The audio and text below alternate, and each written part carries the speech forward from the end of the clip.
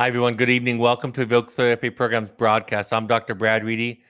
Today is a redo from last night. Today is March 3rd, 2022. For those of you that might be new to the Evoke format, every other broadcast we do is a question and answer. So any questions you have that are sent in between or during the previous broadcast, I will do during the Q&A. Anytime you want to send in any questions, you can always email us or suggestions, comments. You can always email us at webinar@evoketherapy.com. And one note for all of you listening, watching, even though these might be specific questions to a specific child and maybe even related to our wilderness therapy program, I always try to do my best to extrapolate what are the principles that we're considering when we're looking at this question and this idea. So with that, I'll get to it. It looks like we have several questions left over. All right. The first question reads, my wife and I have had a solid relationship with our 21 throughout our 21 years of marriage. Yet I can look back and know that a constant cause of friction was my trying to fix things for her. When she shared struggles, upsets, or stress, I would listen and then give advice. Often she'd say, I don't want you to fix it, or that works for you, but not for me. I would still say, yeah, but only if you. I thought it was one of my jobs to help her if I could. The same would go for my interactions with my kids. I just didn't get it. We sent our oldest son away for treatment, and we started down this therapeutic journey, listening to many of your podcasts, reading your books, and working with our therapists. It's all so clear now. You can speak of how the best gift we can give and how to show love is to listen and contain. You say, yeah, that really sucks, or yeah, that's super hard, or I'm sorry that you're dealing with this right now. So this is not a question, but a thank you. Still lots of work for you to do. Still lots of work to do, but I can see now that I've grown and changed and hope to look back in another few years and see even more growth. Obviously, I don't have a lot to say to that because it's just a beautiful. The only thing that I'll say to that is it's the same journey for all of us, or at least for most of us. Most of us don't grow up in a home where attunement and listening is enough, right? We the anxiety of the parent, the anxiety of the spouse is often so high that the only way that they feel like they can resolve it is to solve the anxiety or the problem in the other person.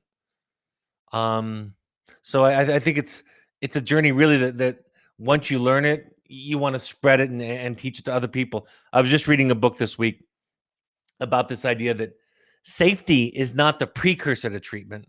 Safety isn't the condition that we try to set in treatment or therapy to then get to the main point of therapy, but safety itself is the treatment.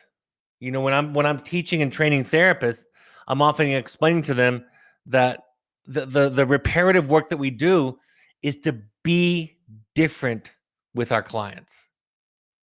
And that the moment that a client expresses distress, or maybe most importantly, expresses a frustrated or an upset feeling, and at the therapist, challenging the authority figure, which is in that moment is the therapist. That's the moment that we have the opportunity to do something different. And if we've done enough of our own work, if we've taken responsibility, like Gandhi says in the quote that I love to quote so often, if we've taken responsibility for our own differentiation, our own journey, the heroic journey, he calls it, then we can sit and stay present with the other person. And that simple act changes everything. Like I always say, Mr. Fred Rogers is probably the best example, the greatest video library we have access to that kind of shows us this process. So thank you for sharing your journey. Thank you for coming along with mine. Like I always say to like my therapist always says to me when I thank her for the guidance and bringing me into this new level of consciousness, she simply says to me, I'm just doing for you what somebody else did for me. So thank you for sharing that. Somebody writes, if there are indicators that my son, who is in week 2 at Evoke, may have depression, what are the pros and cons of requesting a psychiatric evaluation while he's still in the program versus after? What are the cons? I'm going to start with the cons because I think that there are fewer. One of the cons is that can be under stress. Wilderness therapy, for those of you that might not know what it is, which is one of our flagship programs for adolescents. is challenging, is difficult, is uncomfortable, is stressful. It provokes a kind of a rawness because you're out there among the elements without the creature comforts, being unplugged from screens. So there's nothing to distract you from your life, nothing to distract you from living your life. So perhaps a con could be that he's under that much stress. And as I say that, we try to wait to a point in the program to recommend testing. We try to wait till a moment when things have settled, when things have seemed to level off in terms of the child's response. So that could be one of the stressors. But any testing, any psychological testing, is not the end and be all of assessment. It is one very valuable and important part of the process. One of the things that I like about testing when I have students in the wilderness, when I've had students in the wilderness on my own caseload, is that there are things that testing can see that I can't see. I can obviously see major diagnostic categories with my clients. That's something that every therapist is trained on and according to their licensing should be adequate at, should be an expert in. But there are learning differences and there are more complex issues. Sometimes you see a lot of features of various diagnoses and you're not sure which one is the dominant diagnosis, the dominant theme, the dominant issue. And then you start to create a hierarchy of where the child's mental health and mental illness issues lie. So we tend to like to see that testing in wilderness because most students get to a point of where they level off, their stress is reduced, and they get some confidence in the program and some confidence, and they're not experiencing as much anxiety and stress. And because they're unplugged, and because they're just by virtue of being enrolled in the program, if substances are an issue, they're sober from substances, and after about 30 days, all of the substances have left their system. It's really a great option. The only error that I would see is that when somebody sees, especially when you get the report, which I'll talk about in my next broadcast, because I'm going to talk about testing. The psychological testing is problem focused. It's not strength based. It's not going to spend. It's only going to spend a fraction of the ink explaining to you what your child or what a person is strong in or good at, where they're healthy. It's not how it works. It looks for the pathology.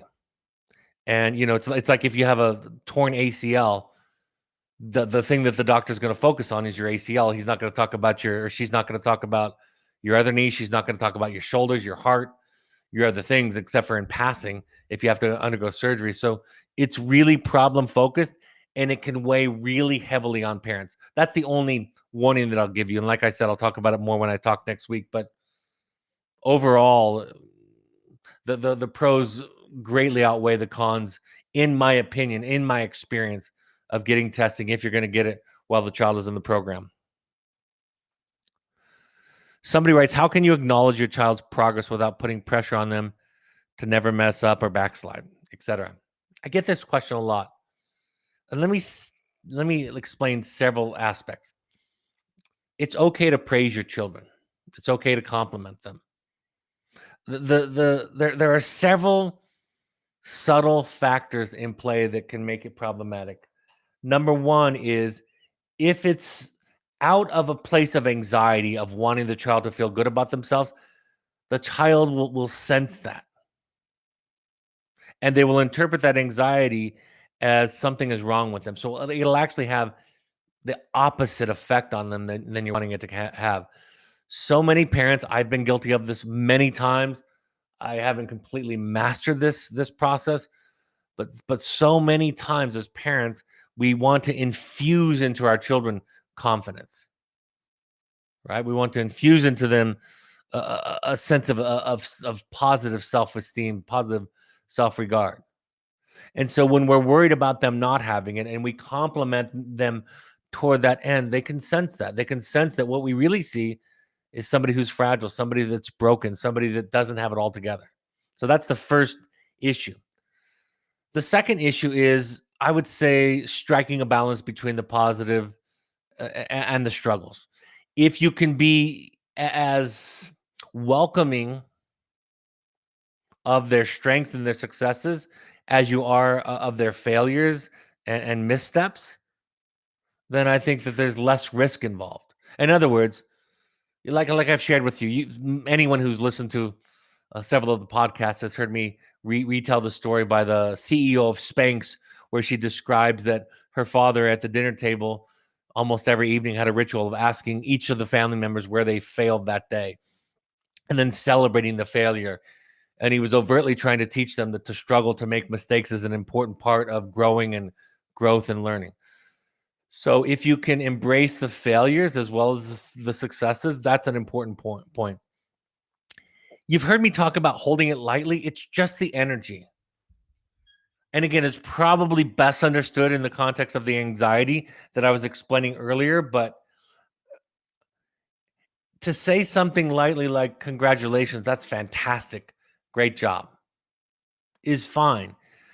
But when you go over the top, when you're not mirroring the same energy with the child, when you're again trying harder than they are to get them to absorb the positive energy from that success and accomplishment, that's when your anxiety is leaking. And I want to make this point. It's not in the behavior. The behavior just becomes the evidence, right? It's the tip of the proverbial iceberg, if you will. But the child can sense it. I remember I've told the story, and I think I wrote about it in The Audacity to Be You, where a parent on the second week wrote a love letter, 50 reasons or 25 reasons. It's been a long time. Why I love you and why I admire you, and listed all of those things to the child. And then when the child and I read them in session, I asked the child how he felt about the letter, and he said, pretty good, I guess.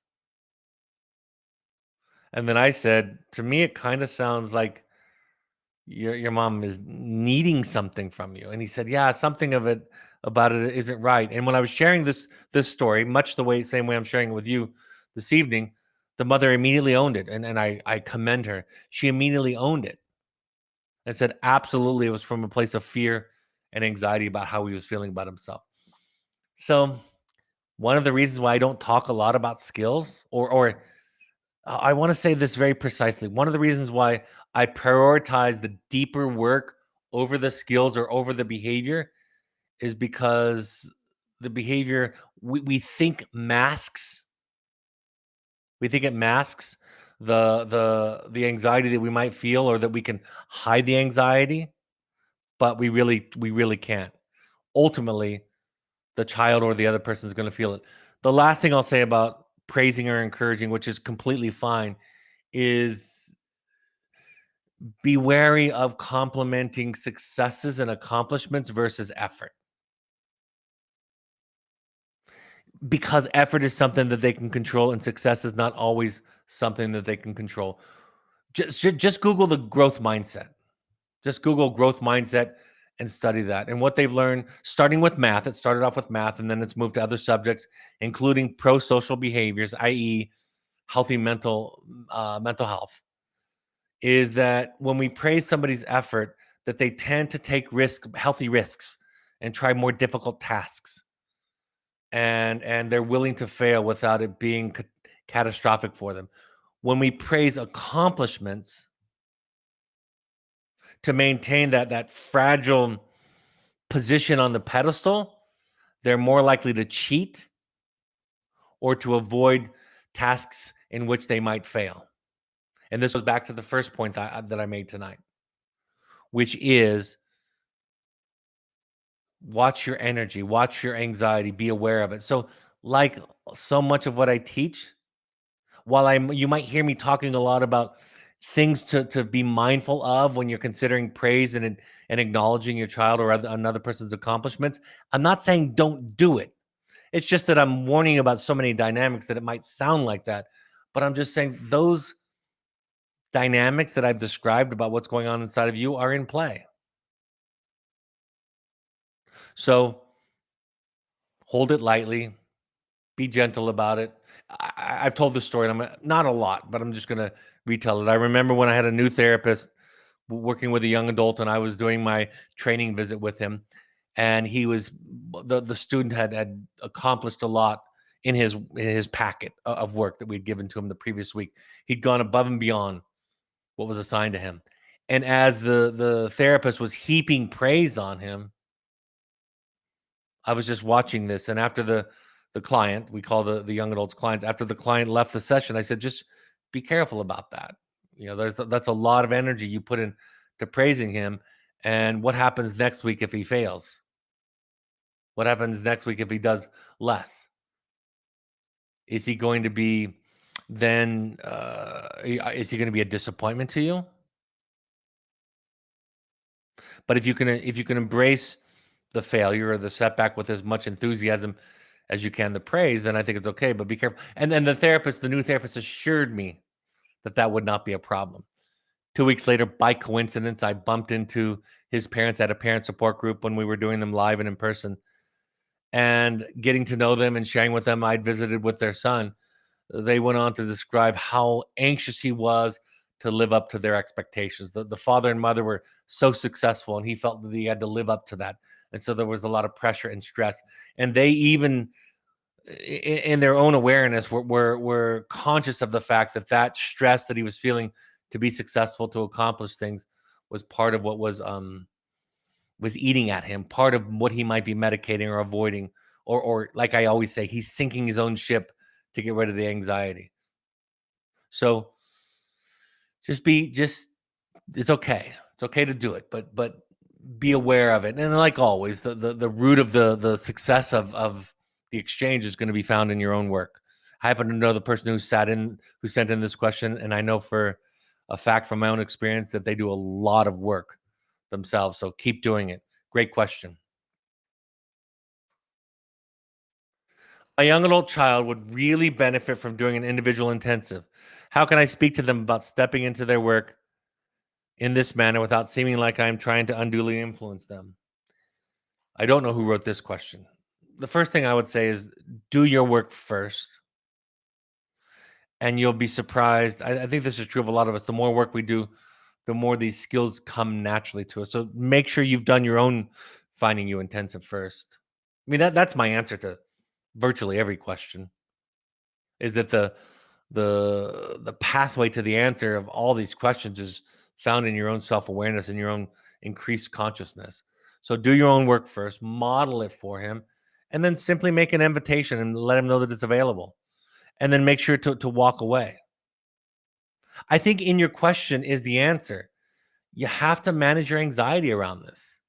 If you kind of have to contain, this is where containing comes from, what it means. You kind of have to contain your own agenda so that you can stay connected to the child.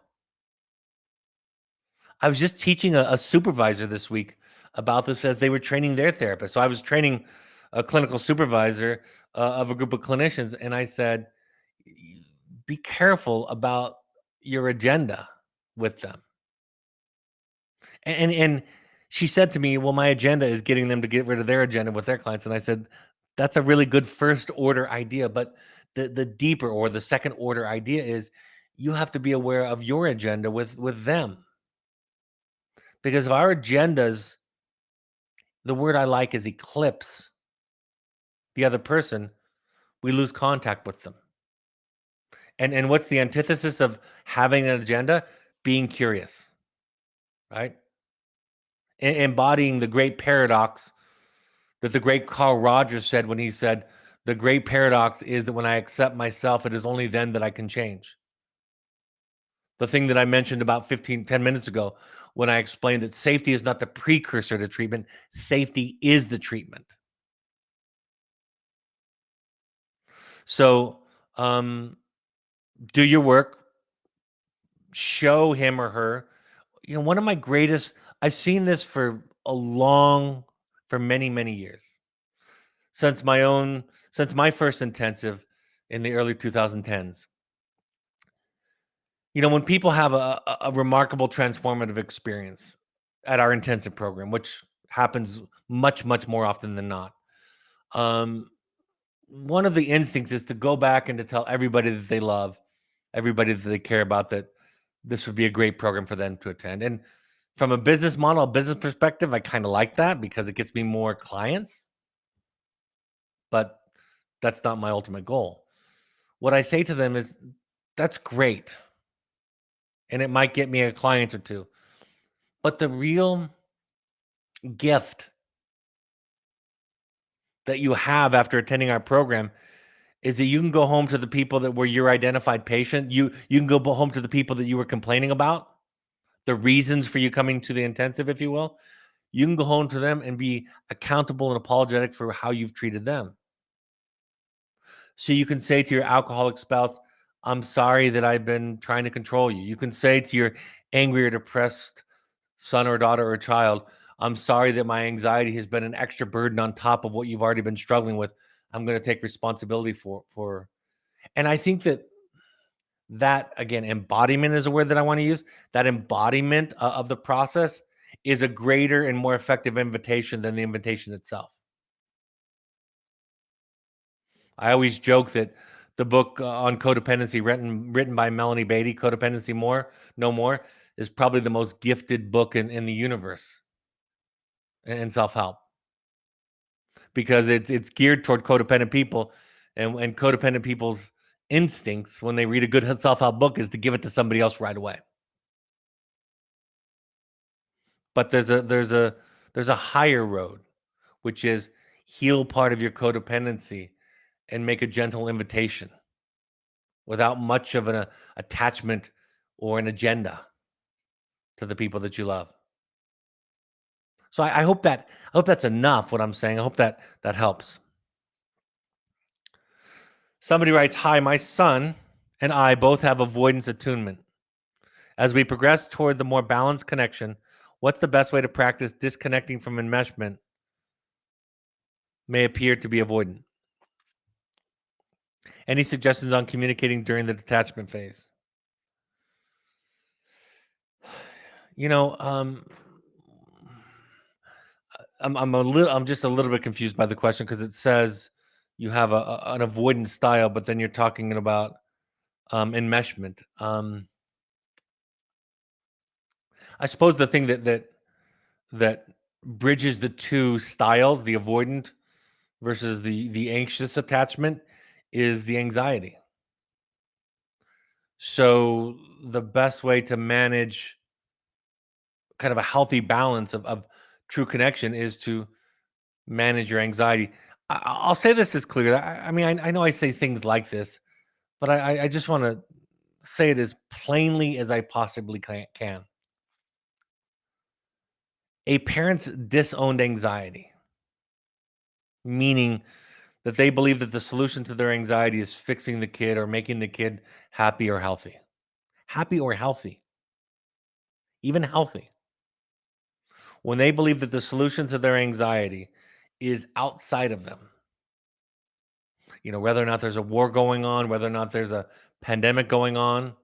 And of course, we're all going to have moments where we fall prey to those events external to us. That's just human nature. But on a fundamental baseline level, when a parent believes that the solution to their anxiety and distress is outside of them, and the child is a wonderful target for that projection,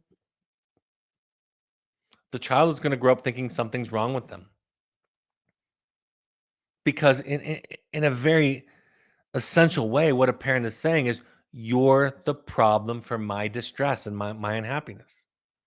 So the answer is, you take responsibility for your own happiness and be suspicious of your reactions when you start to make a shift.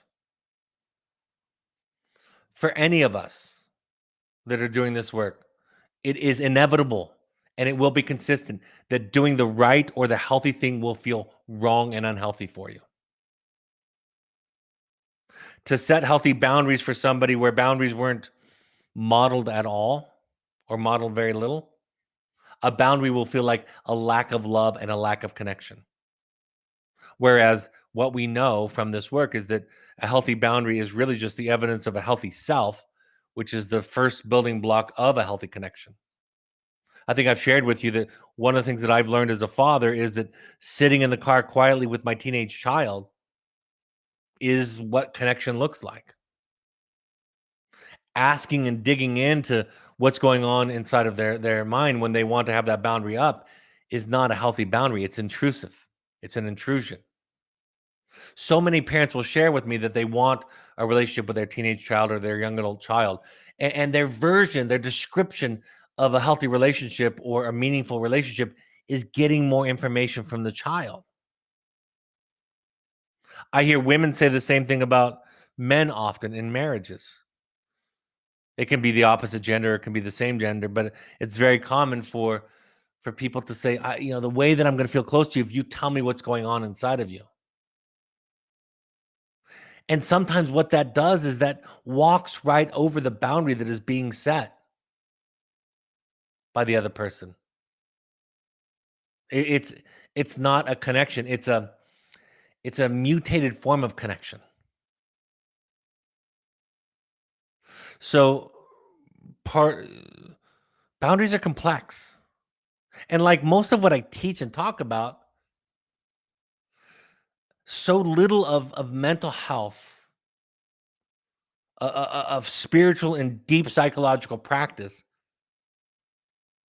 can be illustrated or demonstrated by behavior or by the words that you would see on a transcript. The reason that metaphors are so important in my teaching and mythology and the teaching of philosophers and mystics is because they go beyond the simple explanation, right? They evoke a different sense. They different they evoke a different quality. I remember when I heard Derek Jeter say, growing up, I thought my dad was teaching me about baseball, but he was really just teaching me about life. The metaphor of baseball became the manual for life. Now, life is a lot different than baseball. It's not played on a diamond. There aren't 9 players on defense and 1 player at a time on offense, and there is not a manager and a coach and the 25-person team and a minor league. There's an infinite number of differences, but the metaphor is it's talking about qualities that are hard to explain. That's why the great mythologist Joseph Campbell said metaphor and storytelling. And if you belong to a religious practice, you'll recognize this because the teachers in religious practices use metaphors. The problem is that we've translated those metaphors into literal history and foretelling of the future, and they've lost all their meaning. I read a quote the other day that was fantastic that said, we look back at antiquity and we look at the mythologies of our ancestors and we think that they were so stupid that they believed, that what they were writing was literal. When in fact, they knew it was a metaphor, but we're so dumb, spiritually speaking today, that we've misinterpreted their metaphor for concrete and practical reality. So what was I talking about? I was talking about the idea that work on your anxiety. Connection is complex. That it's about balance. Um, it's about being able to see somebody, and intrusiveness or over identification is just as much of an abandonment as is cutoff. The only difference between the two they're just different styles. They're just other sides of the same coin. Somebody writes, my propensity to rescue and intervene has contributed greatly to my 20-year-old's ADHD, anxiety, depression, to my son's struggles. I have learned that it is about me not being able to handle the discomfort of seeing him in pain. I struggle with the idea of it being about me when I'm only trying to help my son get through something difficult to help him avoid pain. Can you talk about this phenomenon? Why is my need to help him through some the wrong approach, through some difficulties, the wrong approach? Great question. First of all, up until you ask the question, I want to make this point. That first 3/4 of your post to me, and I all of you can see that publicly that are watching live. Um, you're more than halfway home. Just knowing that is the trick, is the key. It's disowning anxiety, disowned anxiety that's a problem, not owned anxiety. Our children can deal with the fact that we're crazy. They can deal with the fact that we have anxiety disorders. That's not, I mean, if we have to get it right or be perfect so they can be okay, they're screwed. We're all screwed. So it's not about being perfect or approximating perfection. It's about owning it. So the fact that you owned it, you're a great deal of the way home. Now, the question is, can you talk about this phenomenon? Why is it difficult? It's because, like most of us, it wasn't modeled for you. And the goal is to become a human. I was explaining this to somebody today that the goal isn't to make them a good citizen and a successful, engineer, student, athlete, dancer, singer, professional. Those aren't the goals. The goal is to help them to be human, to help them to be who they are. One of the reasons why we're seeing this phenomenon with successful children from homes that are affluent, intact homes, where on the surface it wouldn't look like there was a great deal of dysfunction and trauma, is because everybody thinks it's about being good. See, this is the secret, one of the many. The goal is integration. The goal is to become all of yourself. I've been reading a lot about Greek mythology this week. And one of the things I love is they worship gods and goddesses who are flawed. They worship deity that have a lot of character weaknesses. In our modern Western culture, our deities are perfect. I don't know how to be that. And the epigraph of The Audacity to Be You, borrowing from Jamie Gill's book, The Letters of Juliet, I quoted and said, why were each of us taught the notions of being correct when that very notion ensured our failure? The reason that it's a problem is because it doesn't contribute to the development of a healthy self, and a healthy self is messy and crooked. I had a long-term client say to me this week that she thought that the growth curve was going to kind of, there'd be some ups and downs, but it would generally trend upward. And I shared with her that there's a great meme out there that says, that's what we think growth looks like, but what it really looks like is a scribbly line all over the place. Embracing all of yourself, integrating all of yourself, all the parts that we've been taught were unacceptable and that we should deny or split off or get rid of. That's the problem. The solution is to find a way to reincorporate those things into ourselves, to own them. And then to learn how to live with them. I quoted something today on my Instagram that's similar to this process. It goes like this. It was at the end of a book called She by Robert Johnson, a fantastic book about the female psychology using the myth of Eros and Psyche. And Robert Johnson says this. He says, when one has grown strong and wise enough, the warring elements which cause so much suffering and anxiety will become complementary elements and produce the great work of art, which is your own life. Those of you who have been at this work a little bit will recognize that. The person who wrote this question, in the first 3 quarters, you did it. You owned it. That's the solution. And the goal of therapy, in my opinion, is to be who you are, which gives you access to all of your wisdom and access to a greater capacity to love than any person who's trying to be good will ever realize.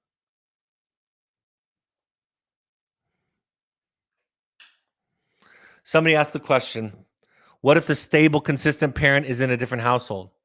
My wife and I have 50% physical custody of my son. I fear that he was not seen through his trauma at the other household. My wife, his stepmom, has a very special relationship with my son. She definitely sees him. but I'm afraid that it isn't enough, as this other household was directly involved in the trauma. So we weren't around during some very tough times. And do grandparents count as a stable, consistent force that can mitigate trauma? This person is referring to the research, which says consistently,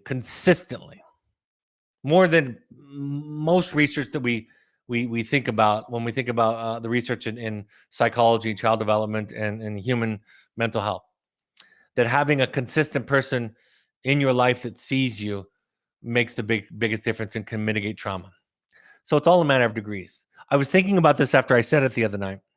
And to your question, I was sitting out at my back deck while the dog was doing her thing at the end of the evening in the backyard. And I was thinking about my sixth grade teacher, Mr. McKechnie, Dan McKechnie, who I think in his second year won Educator of the Year. And he ended up changing careers after about 3 years. He went on into video production and he does that now. But I actually had him for a year and a half because I was a problem kid. I was getting in trouble. So they took me out of my fifth grade class at El Camino Real Elementary School in Irvine, California. They took me out of my fifth grade class as a last ditch effort, and they put me in Mr. McKechnie's sixth grade class. And then I stayed there for the second half of that year, and then all of my sixth grade year. And Mr. McKechnie saw me. And I remember when I was a little kid, and I used to pray. I would pray every day, the same prayer to God. I would pray to God that I would thank Him for my family and friends and Mr. McKechnie. And I would ask Him to bless me. I didn't tell anybody this at the time. I would ask Him to bless me and my family and friends and Mr. McKechnie and his family and friends every day as a sixth grader. And I was a rebellious, angry, acting out sixth grader. And Mr. McKechnie took a special interest in me. I helped him create the curriculum. We went to an all year round school, so we would go 9 weeks on and 3 weeks off. And during our 3-week break, I would be constantly in his classroom. Be working on, he had these different centers for math and science and English that we would go around to during center time. And I would be helping create them, researching them and writing the little playing cards and coming up with games. We had an Apple II computer with, I think it had 64K, maybe even 16K at the beginning. It was a very primitive computer, and I was the first one to play on it. The school didn't even have a computer. I went on vacation with Mr. McKechnie. This would not be allowed today. People would be suspicious of it, but he wasn't in my home. I only had him in my life on a daily basis for a year and a half. And still to this day, part of what gave me a glimpse that I had something special about me, important about me as a person, that every child deserves to believe and know about themselves, was Mr. McKechnie. Sometimes I think about that. I remember when I was covering for Dr. Matt Hoig during his sabbatical a few years ago, and I took over his group and worked with them for 8 weeks, and then Dr. Hoig came back and we spent another week overlapping. I remember saying goodbye to the kids, and I said, I know I only knew some of you for as long as 8 weeks and some of you just for a few weeks, but I just want you to know, I hope you remember that I love you. And I know you've screwed up, some of you more than others, but it's nowhere near as much as I've screwed up. And I don't care about that. And you're okay. And so, yeah, I believe coaches can make a difference, teachers. So you better believe that a parent with 50% custody can make a difference. I believe they can make a difference at when the child is 20 years old and 30 years old. Obviously, the younger and more consistent it is, the better. But I wouldn't want to set it up with such a simple binary so much that hope would be lost. Not because hope would be lost. That's not why I don't want to do it, because it's just not true. My uncle was that person that was in my life, Bob Matthews. Bob Matthews was my father figure. We would go on trips together. He just wanted to be around me. He wanted to take me places and do things. He didn't have children at that point. And he had far less than 50% exposure to me. So yes, the time matters. The more, the better. But far less than 50% can make a difference in a child's life. We can carry around figures from our childhood, coaches. You've heard stories like that. I remember, I'll tell you a fun story. I was um, I was watching Hamilton with the original cast. Um, it was my second time seeing it, and I was sitting on the left side of the theater, around 20 rows up. My wife and I, and the guy sitting next to me was very excited, and we got to chatting as we were getting ready for the show to start, and asked him about himself and so forth. And he told me that he was Leslie Odom Jr.'s high school drama teacher, and that he would spend extra time with Leslie Odom Jr. By the way, for those of you who don't know, is the one who played Aaron Burr in the original cast. He since has become even more popular and been in other things, and produced some albums and done some other things. But um, he told me that he would take Leslie to and from their theater practice, their theater rehearsals, because Leslie, for whatever reason, might have been finances, might have been family, couldn't do it, and that Leslie had invited him to come to the show. Afterwards, I was standing there when Leslie came out, and this man, I don't remember his name, the Leslie's high school theater teacher, came, and Leslie teared up and gave him a big hug and said thank you. And I ended up taking a picture of the two of them for them. So yeah, any difference can make a difference. Somebody writes, I'm not sure how we could have dealt with our 15-year-old son's adoption better. Of course, we can always do better. The point being, it's hard to deal with adoption trauma and the genes you are dealt. We've been listening, validating, and working with a specialist since our child was 3. He is now 15. He's been at Evoke and therapeutic boarding school. He's still dealing with self-esteem issues and identity. I'm thinking it's more we only get to pick how we lose, as you say. For sure. Yeah, it's not nature versus nurture, it's nature and nurture. One of my clients really did a good job confronting me lately. One of my therapy clients telling me that I placed in his therapy too much emphasis sometimes on the nurture part of it, the environment, the contextual part of it. And that's a huge thing. And I always justify my emphasis on the context and the environment because it's the only thing we have control over. We don't have control over the genes once they're dealt. Um, and I really believe strongly in that. Like you said, you could do better. You can always do better. Um, but he said to me, each person's nervous system is different. Each person's brain is different. People come predisposed or disposed toward certain traits and characteristics. So when you get a child who has that, whether it's your own biological child or an adopted child, that's what you have to work with. It probably speaks as much to the need for more parental support, parental education, parent therapy, as a child who wouldn't have those genetic predispositions. So it's almost a call or an invitation to more therapy and more support. And like I said, the number one single factor, and it's more complex than this, but to make it simple and to narrow it down to one factor, the most important factor is a parent's self-awareness. I mean, that's the idea. My self-awareness is the number one factor that I have control over. And when I say control over it, I mean I can focus on it, I can make it my project, and it is a lifelong uphill battle for me, as it is for everybody. So yeah, have compassion for yourself. You're not in control of the given. There's always a given and a uh, there's always something that the child comes with that you have no control over, whether it's yours or not. So the only thing you can do is figure out, well, how do I support this person and who they are to get where they need to go? And if they come with deficits, learning deficits, emotional, psychological deficits, characteristics that can be problematic, then you need more. And be kind to yourself, gentle with yourself. I have no tolerance for professionals and educators and self-help writers who attack parents, who are critical and call parents names and love to throw stones at parents. This stuff is really, really hard. The only perfect parent is the person that doesn't have any children. Thanks for writing.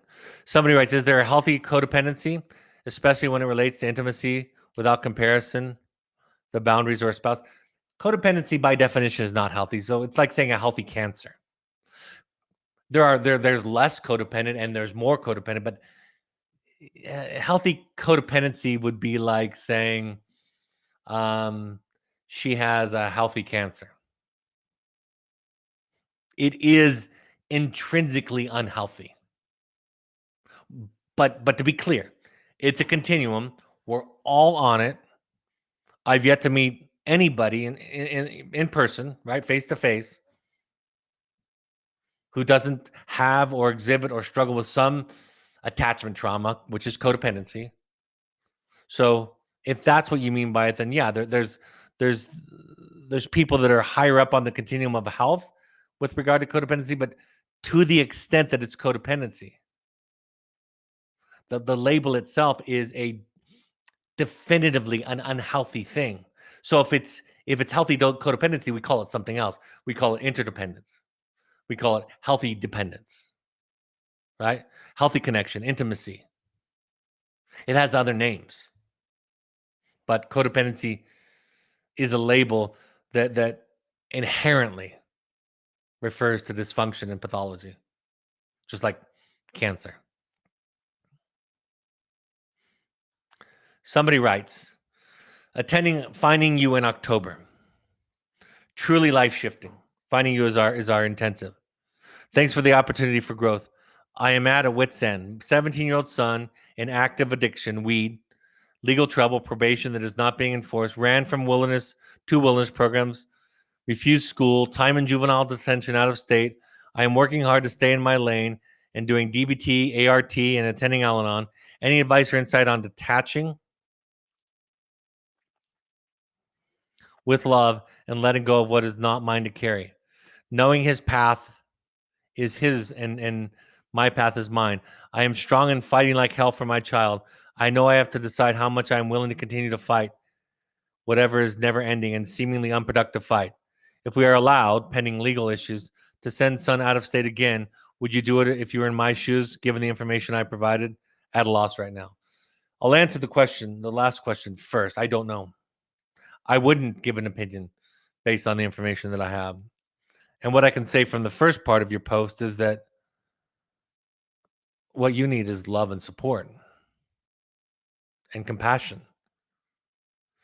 You know, I shared last night the reason we postponed tonight's broadcast is because we lost somebody very dear to me and to the Evoke family, Sanford Shapiro, who was on our executive team and had been an educational consultant and an educator his entire life and was doing a bad job, as he would tell me, at retiring and coming back and working for Evoke because he loved what we did so much, loved our approach. He and I were very close. He passed away yesterday morning. There's nothing, I can't do anything about that. His wife and 2 children can't do anything about that. All the people that love him, there's nothing we can do about that except for find comfort in each other. Sanford was I'm getting to the point of your question, but Sanford was notoriously deliberate, is what I will say. When we had an hour-long topic to cover, I had to schedule at least an hour and a half or an hour and 45 minutes because we would just tell each other stories and we would just get so distracted. We were very inefficient. He's a very inefficient person. I learned that when I had a lunch meeting with him where I would schedule an hour and a half with somebody else to have lunch, I had to schedule 2.5 hours with Sanford. And I was telling somebody who loved him yesterday as we were grieving together that the only thing he ever did efficiently was pass away. He had a relatively short battle with cancer. And we both laughed at that. And Sanford would have laughed at that too. So the reason I'm telling that story is because I can't change the fact that he's gone and that I'll never speak to him again. I'll carry him around in my heart, and the only thing I can do is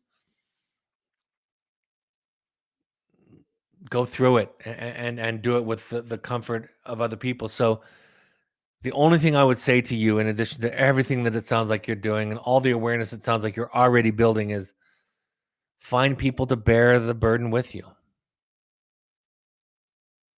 Find people to cry with and to laugh with. Find people that won't solve it, that won't be judgmental, that won't have simple solutions. One of the quotes from The Audacity to Be You that I talk about all the time, that to connect to other people, we have to be able to sit with them in their unsolvable problem. I'm not saying you have an unsolvable problem, but it's possible. And at least on a simple level, you can't control and fix him unless he wants to do the work himself. So in that sense, it is unsolvable from your perspective. I've attended 12-step support groups, Al-Anon and Coda, where people are there because they're there in relationship to a qualifier. That's what they call the person, the identified patient, who's actually passed away, a parent or even a child. And there's nothing I can say that will bring them back or make them feel the feeling, the feeling that only comes from being able to hug that person. So the only thing I could tell you is that I'm with you. My heart is with you. Keep doing your work. Keep getting support. Find circles to sit in that feed you and that support you. Find people that you can cry to and grieve with.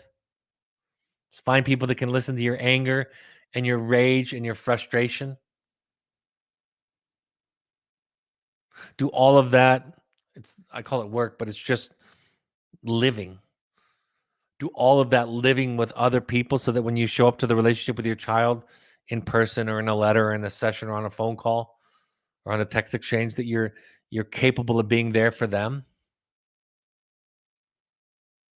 Feed yourself somewhere else. And thank you for coming here tonight and sharing that with us. And even though we can't have the same kind of exchange that we could have if we were friends or I was your therapist, you're not alone for tonight.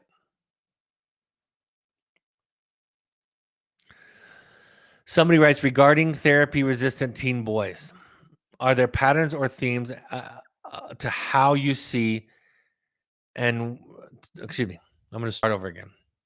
Regarding therapy resistant teen boys, are there patterns or themes to how you see when or what might lead to kids finally start to engage in wilderness therapy?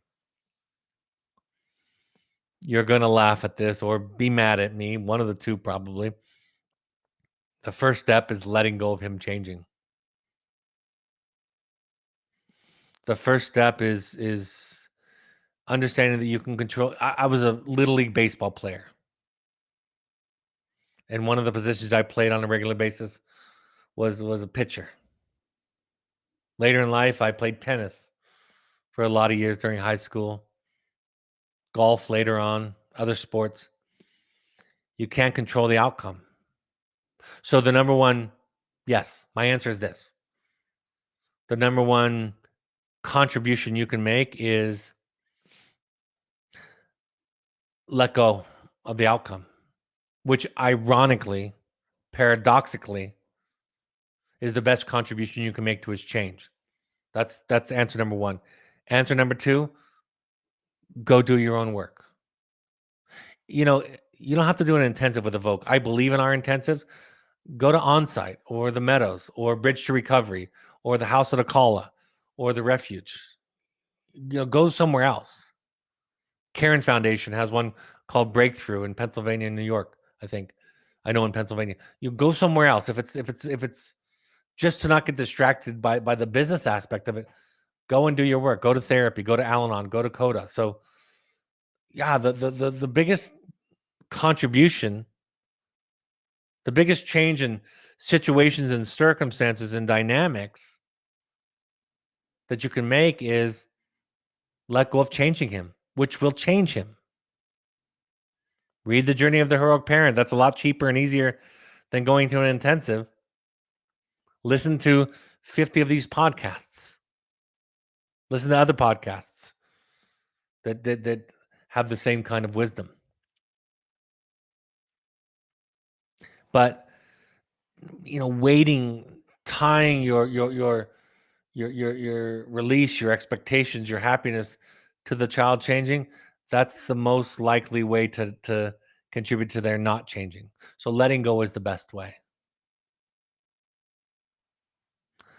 All right. I have time for one more question, and then any leftover we'll just push to the next one. Somebody writes, I'm a fan of yoga, mindfulness, and meditation, but my son is not. Quieting his mind is the opposite of what he wants. I understand that meditation, etc., can be very difficult, maybe even harmful sometimes for someone with a trauma history who does not feel safe in themselves, the world. Any thoughts or suggestions for him? He feels like pot is the only thing that brings him comfort. Great question. I read a quote recently that said, don't seek the path of the ancients, but seek what the ancients sought. And the reason that I like that is because I'm a fan of therapy. That's my principal method for growth. I like reading. I like podcasts. I like sitting in a class and listening to a lecture. I like some 12-step support groups. I like some other things also. Some meditation. I like having a mantra practice. There are some things that I like. Therapy is my primary road. So when I say go to therapy, I know that there are other ways to do this. Mindfulness, yoga, meditation, those are all royal roads to greater awareness of self. I tend to be biased toward believing that you've kind of got to do it with one other person, since you were wounded in relationships, like Harville Hendricks says. You heal in relationships to heal attachment trauma, attachment wounds, which is essentially, in my opinion, the building block of a human being's mental health or mental illness. To repair that, you've got to have a relationship with another person. That's my road, my perspective. There's some research that would back that up. But the idea is that there's more than one way.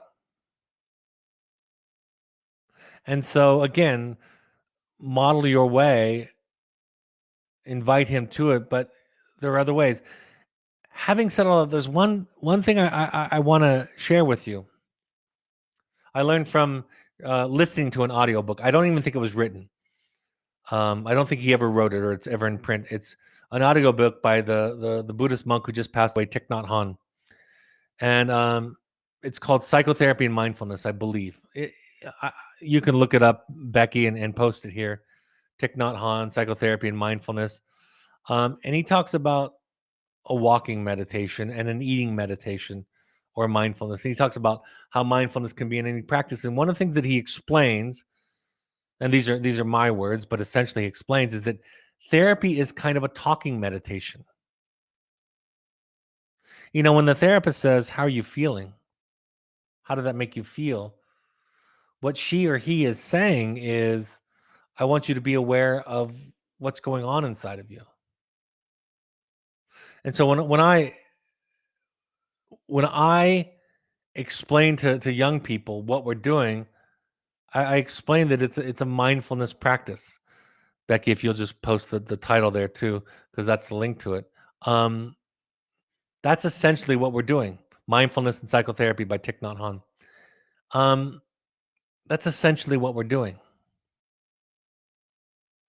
So model it, show it, let your practice create in you, develop in you a capacity for greater containing of him. One of my favorite books, my first book that I read by Thich Nhat Hanh, and I read it during a very tumultuous time in my life, is called You Are Here. And there are a handful of lessons from that book that I absolutely love. And one of them that he talks about is that if we treat our own depression and our own anxiety like we would a crying baby, and we say to it, I am here for you. What do you need from me? That we can heal. And he explains toward the end of the book how when we talk about engaging our other, the other person, that we engage them with a dear one attitude. And he says, we take the practice of saying to the people that we love, our children, our others, dear one, I am here for you. I don't interpret that to mean literally. He probably talk that way. It might sound strange if you do, but it's an attitude, it's a metaphor. Dear one, I'm here for you. And then if you find yourself unable to be there for them because you're frustrated, depleted, exhausted, hungry, angry, you say to your dear one, dear one, I have to go retreat to my practice. And then you go, and in his case, he meditates. For you, it could be taking a walk, doing yoga, could be doing anything, going to your therapist.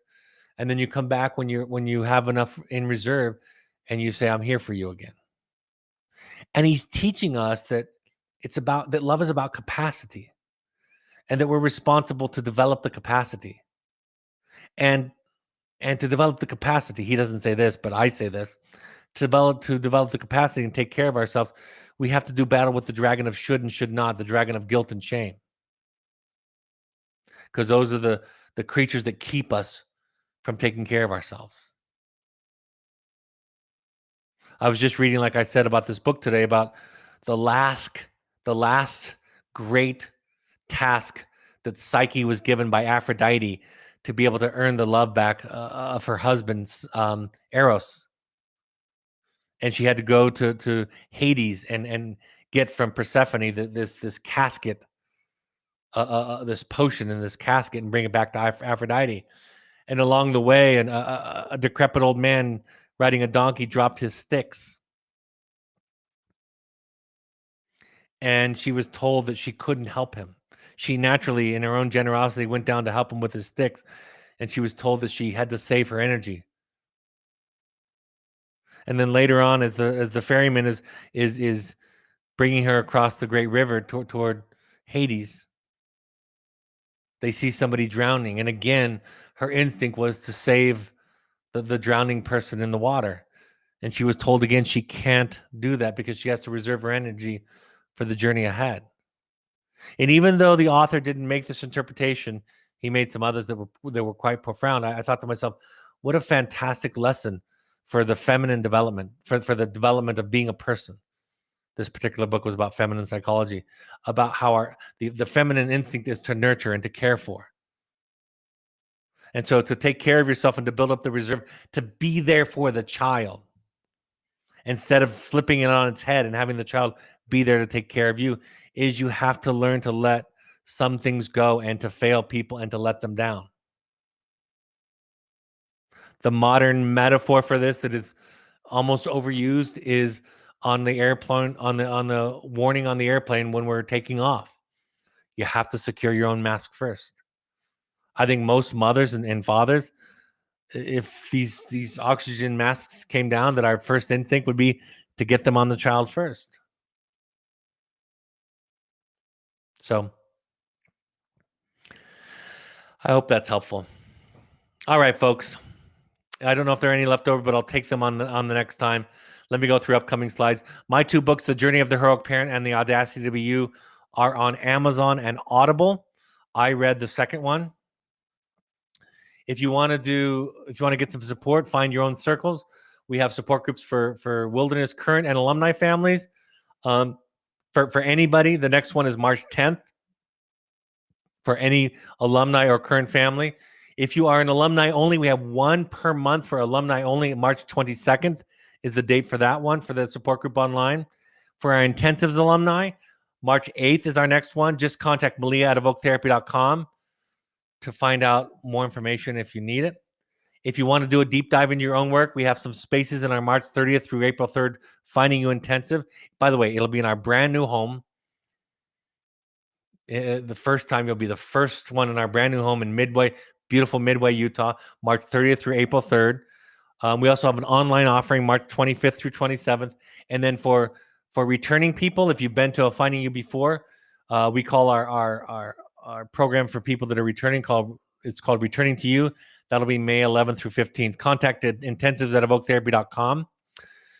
If you want to sign up for a coach to do virtual coaching with our attachment-based therapists that are trained in the Evoke way, Coaching@evoketherapy.com is the place to go. Email coaching@evoketherapy.com.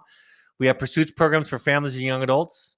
All of these broadcasts are available on your favorite podcast app or Spotify. Just search Finding You at Evoke Therapy Podcast or SoundCloud.com. You can find them there.